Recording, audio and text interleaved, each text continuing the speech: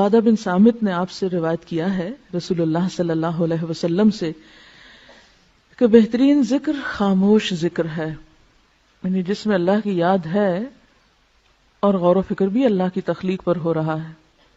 और बेहतरीन रिस्क वो है जो काफी हो, किफायत करे। एक हदीस के मुताबिक आपने फरमाया, अल्लाह को जिक्र खामिल से याद किया करो।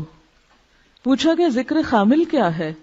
फरमाया मख्फी याद, ऐसी याद जो सबसे छुपी हुई है। और इसी के बारे में फरमाया, जो ऐसा करेगा उसके गुनाह माफ हो जाएंगे, खा वो समुंदर की झाग बराबर ही क्यों ना हो।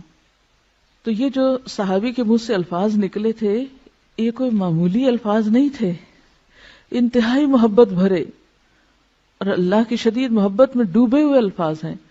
रब्बना वलकल हम्द हम्दन कसीरन तय्यबन मुबारकन फी। जैसे बस नहीं चलता कि